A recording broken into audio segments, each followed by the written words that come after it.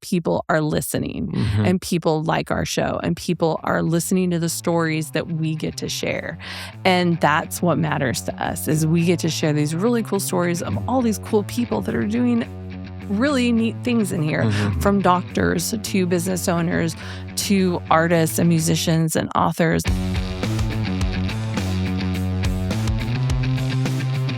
This is the Startup Junkies podcast. Hello, ladies and gentlemen. Welcome to another episode of the Startup Junkies podcast. Thank you for tuning in wherever and however you're tuning in from. My name is Daniel Koonce, and I'm joined today by my co-hosts Ty Steele and Caleb Talley. How are you doing today, guys? Doing well. I appreciate it. Glad to be here. Beautiful day in Northwest Arkansas. Always. It's a Friday, isn't it? It is Friday. A little wet Friday. A little wet Friday, they call it. But it's a good way to end the week. We're joined today by our friend. She's a media entrepreneur. She's an award-winning podcaster, editor-in-chief and owner of Peekaboo magazine, Danielle Keller. Danielle, how are you doing today? I'm doing great. And actually, it's not as wet anymore outside. It's so sunny and beautiful. Oh, is it? Well, Caleb's had us trapped inside all day. No, I know. I was going to say, you've been here outside. They're not allowed outside. Hey, you know what? It's a step up. You have windows. We don't have windows in our office. That's true. We have to look out at everything. We're in a basement, and I always tell people we're on the lower level. My team is like, but we're in a basement. And, well, it's what it is. When Daniel went full time, we put him in the corner and he drew a window on the dry erase board. Is that what that is? Yeah. Now I'm putting it together. It is embedded into the whiteboard now. I was going to say it's been there forever. It can't come off anymore. Well, Danielle, the way we like to start these episodes, we want to hear about the Danielle origin story. Tell us your background. This is your origin, my origin movie. story. Yeah. It's very long. I've lived a lot of life. But maybe just a quick story of how I got here into Peekaboo. So I grew up in California. I always had an interest in writing and wrote for my school paper in high school and also in college. And then I went on to get a degree in film from John Brown University, just not super far from here. And then I worked in higher ed. Of course, because, that's what you do after you get a degree in film. I did, however, work on a film between graduating and working at JBU. And so I had that experience for just a little bit and then worked at JBU for about 8 years in higher ed. And after I left JBU, I was a stay-at-home mom for about a year and got back into media and just kind of started dipping my toes into a bunch of different areas of just trying videos for different nonprofits, for businesses around here, and then just kind of jump back into filmmaking, documentary film. I don't know if I could talk about a million different things. What part of my life do you want to hear about today? And so then I got back into film, started doing documentary film, short form film, started my own media business, and was doing a lot of video production and media for different small businesses around here, which then it kind of turned into doing a lot of social media marketing. And then I guess I'll get into the full story of Peekaboo at some point. I don't know what you want to know about my life. What do you want to know about me? I'm married. I have 2 kids. I don't know. What do you want to know? Who'd you vote for in the last election? What's your Nope. joking? Tell us a little bit how you got to Peekaboo. And for those that are listening or watching, tell us what Peekaboo is. Yeah, so Peekaboo is a family magazine here in Northwest Arkansas. It was founded in 2008 by a local University of Arkansas grad, Kim Enderly. She was a journalism major here at the U of A, or at the U of A. We're in Fayetteville, so it feels like here. It's the whole town. It's the whole town. Basically, it's over yonder. Basically, over yonder. It's a few steps away. So she had her journalism degree. She became a mom, and she kind of felt like she didn't know anything about Northwest Arkansas through the lens of a parent. And so she had grown up here, knew everything there was to know, and then all of a sudden didn't know where to take her kid. What were the best doctors? Where were the playgrounds? Where were these things to do? And so she decided to take her journalism degree and put it into play and started Peekaboo magazine. And it was named Peekaboo because that was her daughter's favorite game at 2 years old. You know, Peekaboo. fun game. And so she ran the magazine from 2008 to 2020. I actually wrote for it a couple of times, and it became a huge resource for me as a parent. And it was just everywhere. And in 2020, as a lot of things happened in 2020 with people's businesses, she decided to take a hiatus and stop printing the magazine, and just kind of stepped away from it for a while. Not sure if she was going to bring it back, what she was going to do with it. So kind of fast forward to 2025, I was working in a marketing position, and I had reached out to multiple magazines to advertise in them. And I was seeing a kind of a resurgence of print media coming back, and thought, oh, I wonder if Peekaboo's ever coming back. I'm going to text Kim and just ask her, like, hey, are you ever bringing Peekaboo back? And she said, you're the third person to ask me that this week. And no, I don't think so. And so then my next question was, well, would you ever consider selling Peekaboo? And she said, maybe it would just depend on who it is. And so we set up a time to have coffee. And I went home that night to my husband. I was like, hey, so I did this thing. Small little thing. Surprise. Like, surprise. And he was like, not a surprise at all. He was like, of course you did. Of course you're like, new project. If you guys ever talk about the Enneagram, which I'm sure you do, I'm an Enneagram 7. And so I'm like, oh my gosh, new thing. Shiny object. That's why I have this pin now that's like, live in the present. I have to, it's a good reminder of living in the present and not forgetting, you can still look to the past, and you should obviously look to the future. Learn from the past. Don't wallow and live and dwell in the past, and don't get so caught up in what the future is going to hold, but just, hey, what's happening right now? And I think even as a parent, my kids are 13 and my daughter just turned 11, is this idea of like, it goes so freaking fast. Like, so fast. And it's just kind of like, I want to be in those moments with them, and kind of, because then like my son already is like, don't talk to me. Drop him off at school, and he's like, do not talk out loud. Like, it's like we get closer. Oh yeah. I mean, we get close funny. And I'm about to drop him off, and I know he's about to get out of the car, and it's like, okay, I'm sorry. I'll be quiet. I'll look the other way. I won't look. Bye, Schnookums. I always threaten him. I go going to be like, my baby, bye. And he's like, please don't do that, Mom. And I wouldn't do that to him. I have some respect for that.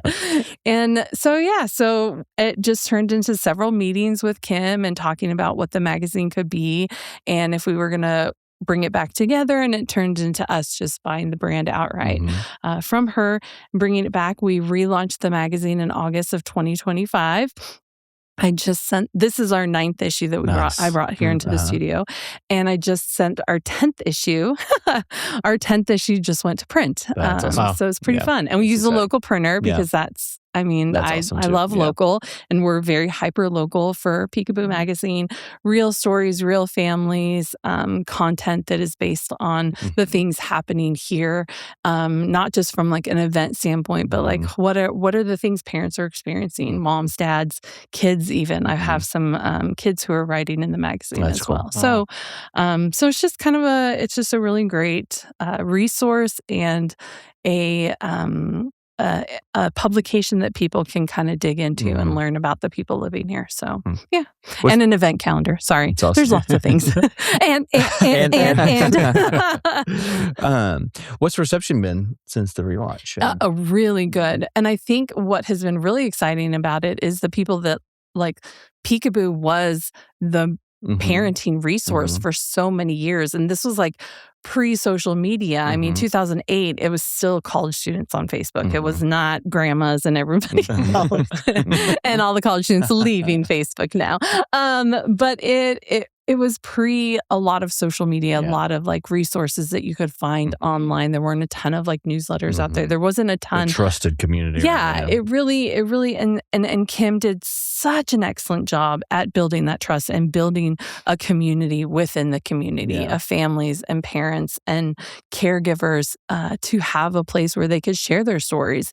And so when we decided to bring it back, it was really exciting to see a lot of the moms and the parents who were saying, oh my gosh, I remember Peekaboo. Like, oh, Peekaboo helped me with this, helped me with that. Or, oh, my kid was on Peekaboo or in Peekaboo. I wrote for it. Yeah. And those of you, I mean, like you guys know Brian Fitton from Go Rogue very well. He's okay. So he and his family family were in Peekaboo back in the day. And so like Alex had written and shared about their story of adoption. And so I can't remember which issue Brian wrote the dad's view, and he kind of it was kind of almost like a return to that like story. So that's been really fun, the response, and even people that we know who are like, oh my gosh, this is so perfect that you're bringing this back. And it's such a timely thing, and having something that people can look at. And one of the things that we did a lot of research and did a lot of like, are we going to do this? Like, it's print media. Like, is there really, I was seeing it coming back from a marketing standpoint, but like, is it going to do well? Are people going to want to pick up this magazine? And like we put the magazine at Confident Coffee. That's my coffee shop. Yeah. It's not mine. It's the one I love. I love you, Amber. No. I know. But Amber is a good friend of mine, and I adore her, and she's amazing. And so that's where like all of our meetings were happening too with Kim, of just like making this decision. And so there have been times where the baristas over there have like seen me come in, and they're like, do you have any magazines with you? Because somebody was in here and we didn't have any. And they were like, why don't you have any Peekaboo magazines? And I was like, oh my gosh, that's awesome. But it's been really fun experience. And I know you probably have other questions, but I have to tell you my favorite thing about the magazine is we are so inundated with just so much digital. So many people are having digital fatigue these days. Big time. And it's overwhelming. It's saturated. You're seeing a lot of even families who are trying to get their kids off of social media. Like our kids don't even have their own phone. They have like other, like they're not without, trust me. They're not without. My son has, I know, they don't have phones, but they have like iPads, and my son has like 2 Oculus. We're like, what? Wait, like what part of this? We messed up somewhere. Mom, will you page me? Yeah, pagers. Oh my gosh. That's so funny. But you're seeing like landlines come back. You're seeing just the different things, and trying to get back to just a little bit slower, not so much noise coming at you. And from a marketing standpoint, it makes sense to have something that's an alternative to all the digital noise out there. And then the fun part is you go and you bring the magazines, right? And they come out of print, and people are like, oh, ooh, this feels so good. And then they go, it smells good. We were talking about that. Yeah. It smells amazing. It is amazing, right? It is the most hilarious thing. Like, I didn't know it was going to get that much of a reaction when we did the first issue. And the first couple of issues, we did a lot of the deliveries, and now we have delivery people, which has saved us so much time. But it was so fun taking the magazines, and people are like, and you're like, okay, this is real. Yeah. Like first thing people do, they're like, feel, and then smell it. And I'm start like, making them scented. It's like a whole experience. I know. That's what I was like. Can we get some scratch and sniff? There you go. A camp guide. It smells like dirt. Like, I don't know. But so it's been really fun, and just a very exciting adventure, and a ton of work. And so being able to bring in the marketing and bringing in just my media background, and my husband has a media background as well. And so that really helps kind of tie into all of this. So that's awesome. Yeah. I love that. Well, the magazine is very family focused, obviously. Yeah. I think one of the best examples of this throughout the magazine is Ozzy the Ozark Fox. Yes, Ozzy. Can you tell us a little bit about Ozzy? Yeah, Who created I can Ozzy? tell you about Ozzy. What kind of adventures does Ozzy go on? So this is Ozzy the Ozark Fox. He's right here. And Ozzy is a creation of my daughter. So he and his little world, we had talked about having a mascot for Peekaboo. And I think that there was talks about it back in the day. And so then I said, let's do a mascot. And so my daughter, who is all about animals and all about mascots and all about all of this kind of thing. She loves to draw. She loves to create stories. And so she kind of came up with this idea of a fox. And so we named him Ozzy the Ozark Fox. He was illustrated by Jaren Merchant, who also did Black Paper Party. And she also has done stuff for Disney and for Pixar. And I think Nickelodeon. She's done a ton of stuff. And so I've just known her from being here in the community. And I reached out to her and I was like, yeah, I probably can't afford you, but I have this really exciting venture. And so she said yes. And we have a story every month about Ozzy, and it's geared towards kids. And my 10-year-old daughter, she writes the stories. That's awesome. Yeah. I love that. It's probably one of my favorite things in the magazine because seeing her grow as a writer has been truly, truly joyful and truly rewarding. I go in and I bring in, I think I've shared a whole bunch of stories with Daniel about this, about how I go in and I like edit it and add some like meat to the story. And the second issue that we did, and she writes about some of her teachers and people that she knows. So she kind of puts like real life into the stories. And she had written about one of her favorite teachers, and the teacher, there was like a quote and it kind of didn't make sense. And I changed it. And she goes, Mrs. Bridges would not say that. And I was like, okay, well, what would Mrs. Bridges say? What can we have Mrs. Bridges say that would make sense to the rest of the story? Editor. I know. I mean, it's she's the one that I go back and forth with the most. She fun. writes it, I fill it in, I have to get approval from her. And it's a lot of fun. It's a really, it's a cool opportunity to get my kids involved. And so far, our son hasn't done a whole lot with the magazine, but he is, he just like a month or two ago signed up for his classes for 8th grade.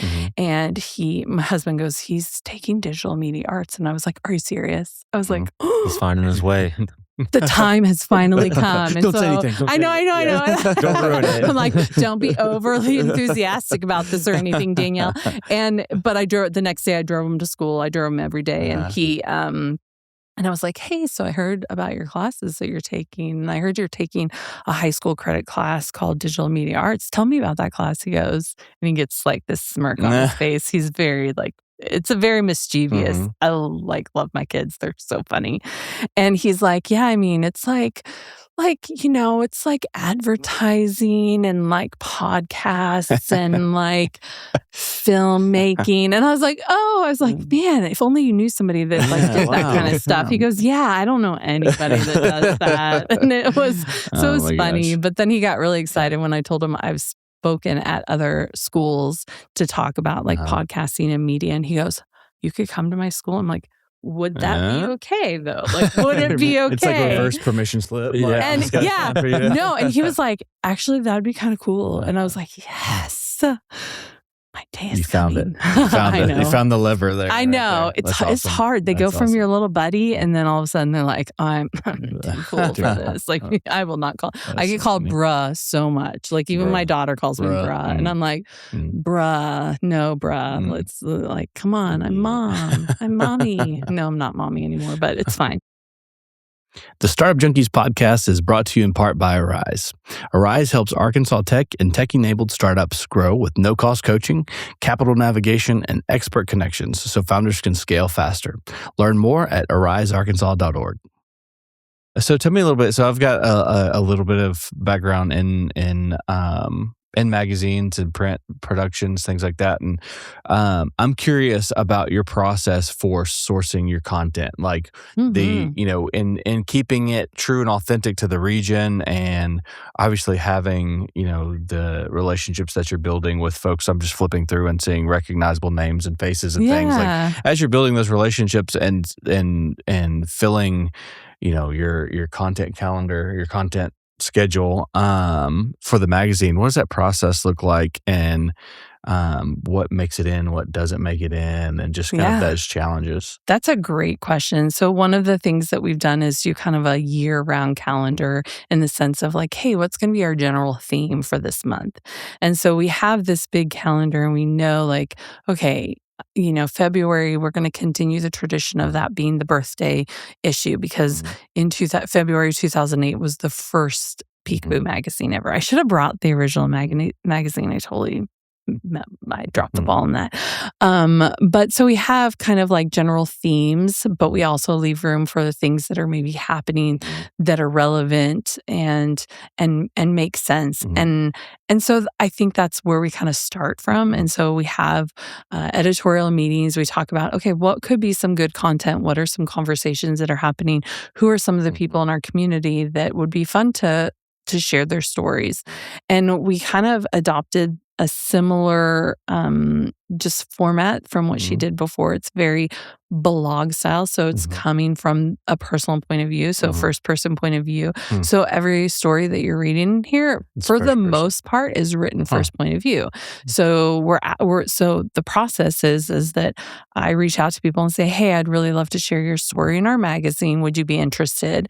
And they'll say yes. And then I either have a phone conversation with them or I meet with them for coffee and I kind of hear their story. Because sometimes I'll like know a little bit about it or I won't know them at all.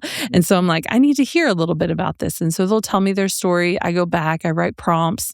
I send the prompts to them and then they write. And that's kind of the process. And then I give them notes and sometimes I'm like, this is amazing. Or I'm going to just change this and that. And so that's kind of the process as far as our content is concerned.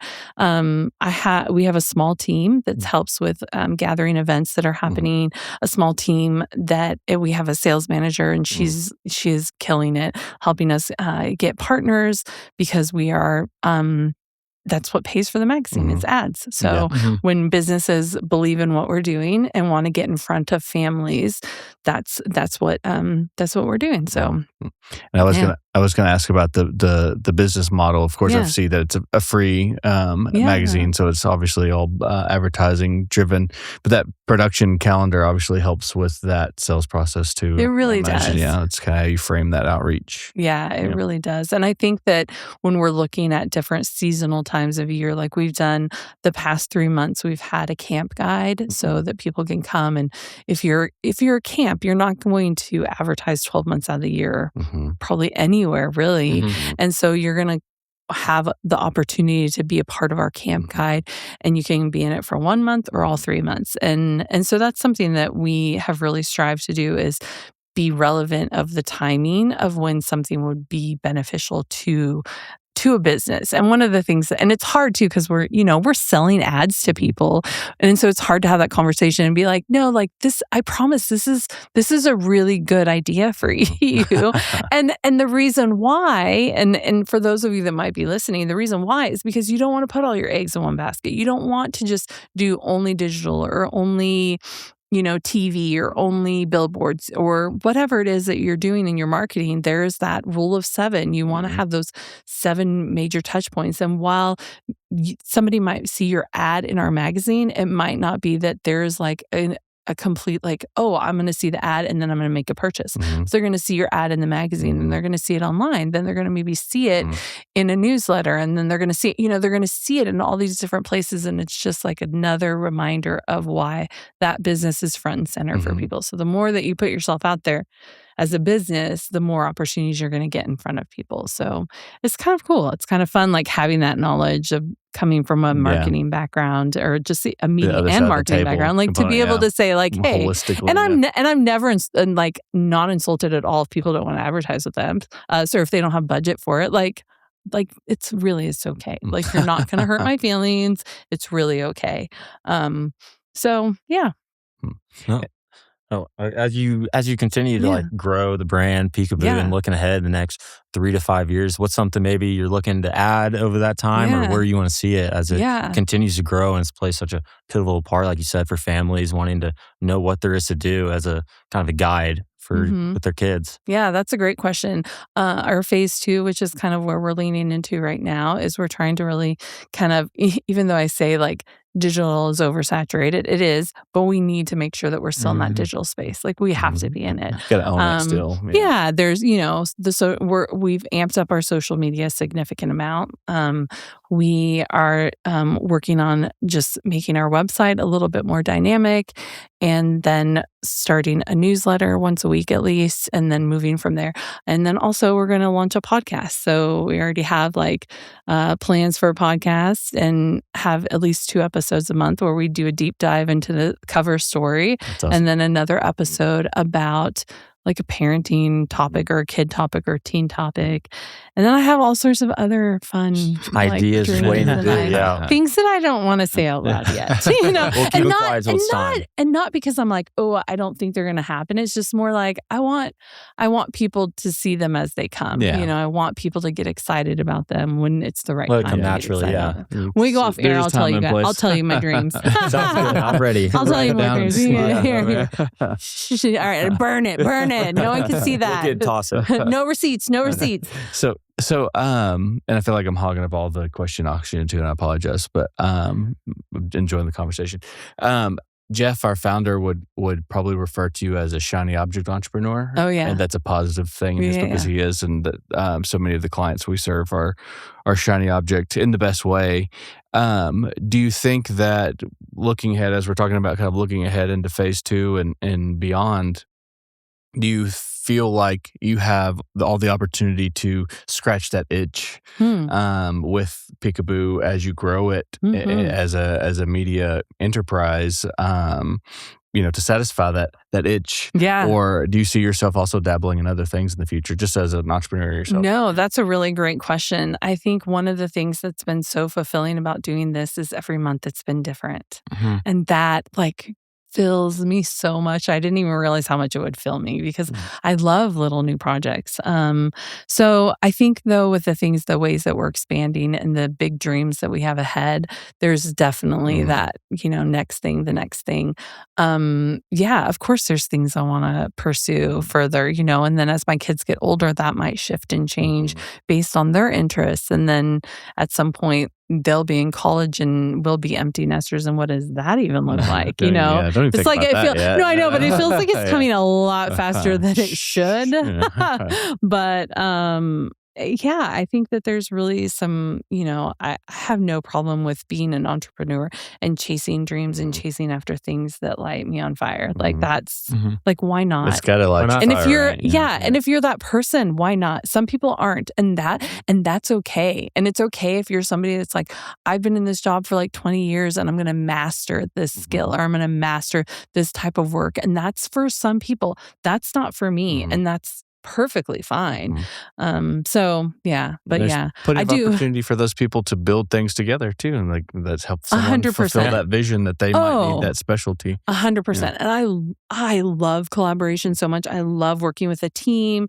If I was trying to do this by myself, there's no way it would be what it is. There's just no way. Like it's not possible. The ways that we want to grow, the things that we want to do in the future, like I want to put these families up in the front, in front of people. It's similar to like the podcast that we have. We have a podcast called People of Northwest Arkansas.